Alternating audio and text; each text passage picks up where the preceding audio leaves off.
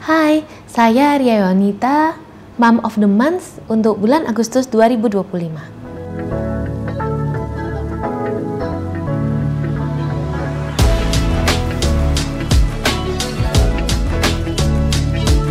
Saat ini saya berpraktik sebagai dokter spesialis anak, juga mengedukasi orang tua lewat seminar, media sosial, dan lainnya.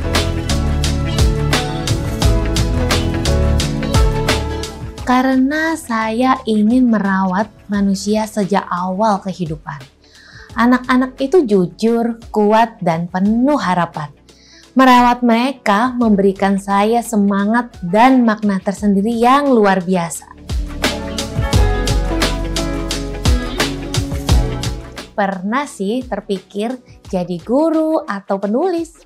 Tapi ternyata lewat profesi dokter spesialis anak ini, saya bisa melakukan keduanya bahkan ketiganya, mengajar, menulis sambil tetap merawat anak sakit. Saat saya menjalani wajib kerja dokter spesialis anak di daerah Sekayu, yaitu sekitar 4 jam dari kota Palembang, saya pernah menanganin bayi prematur yang lahir di usia kehamilan 32 minggu dengan berat yang sangat kecil, yaitu 832 gram. Bayi ini lahir per vaginam di luar pernikahan dan orang tuanya memutuskan untuk pergi meninggalkannya sendiri di rumah sakit. Kami merawatnya intensif dan di usia 46 hari ia akhirnya pulang dalam pelukan seorang tenaga kesehatan yang mengambilnya atau mengadopsinya. Rasanya bahagia sekali saat mendengar kabar bahwa si anak ini 2 tahun kemudian tumbuh dengan sehat tanpa keterlambatan perkembangan apapun. Rasanya seperti menyaksikan keajaiban yang benar-benar nyata.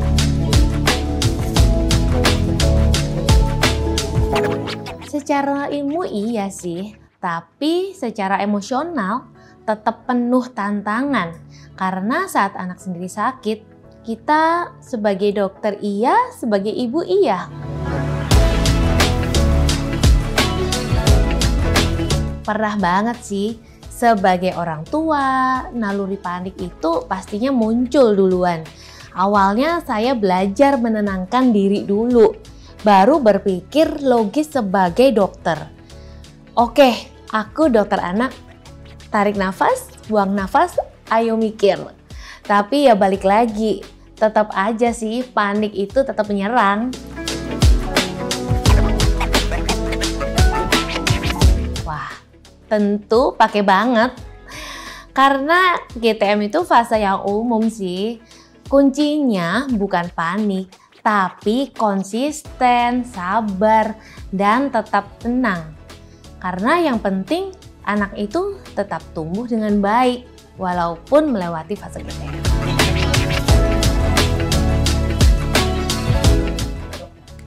Jujur jadi ibu jauh lebih susah. Karena sebagai dokter, saya belajar bertahun-tahun, ada buku panduan, teori, bahkan supervisi saat praktik.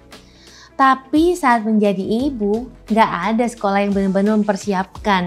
Semuanya harus dijalanin sambil belajar dengan rasa lelah, ragu-ragu, dan tanggung jawab yang sangat besar.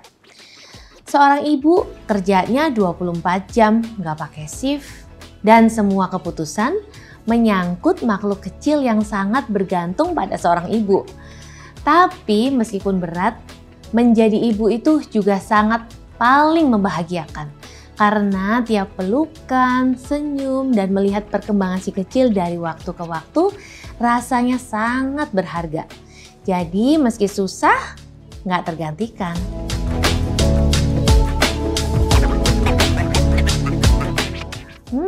Pernah sih, itulah dilemanya jadi dokter anak. Jadi selain ngurus anak orang, juga harus punya waktu untuk ngurus anak sendiri.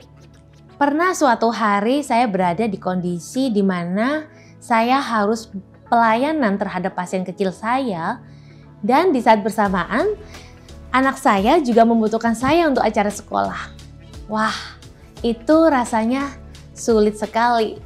Nggak bisa milih, tapi harus pilih.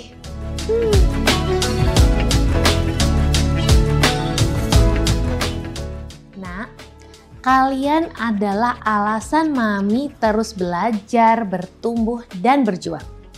Kalau suatu saat nanti kalian ngerasa lelah atau ragu, ingat ya, kalian selalu dicintai tanpa syarat.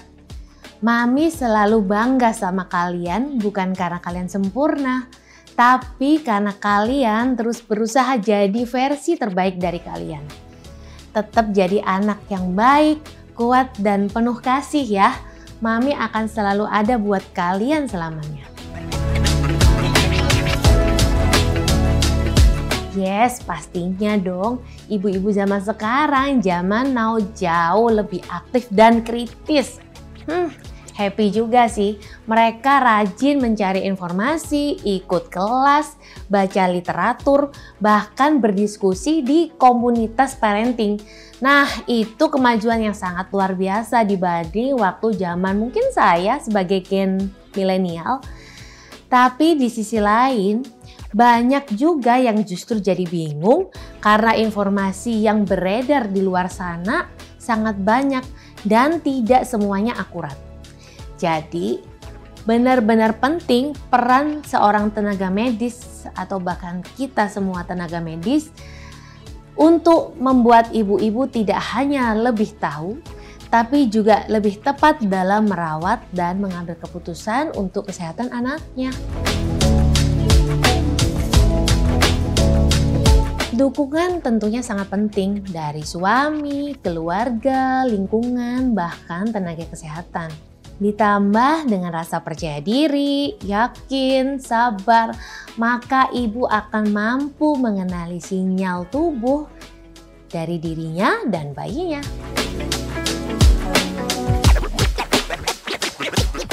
Mam, menyusui itu bukan hanya tentang memberi makan, tapi juga membangun ikatan, kasih sayang, dan rasa aman. Untuk semua ibu-ibu di Indonesia, apapun bentuk perjalanan menyusui kalian, kalian adalah yang terhebat. Jangan bandingkan diri dengan orang lain, lanjutkan langkah kecilmu dengan cinta yang besar. Karena setiap tetes ASI adalah hadiah luar biasa untuk bayi dan diri mam sekalian.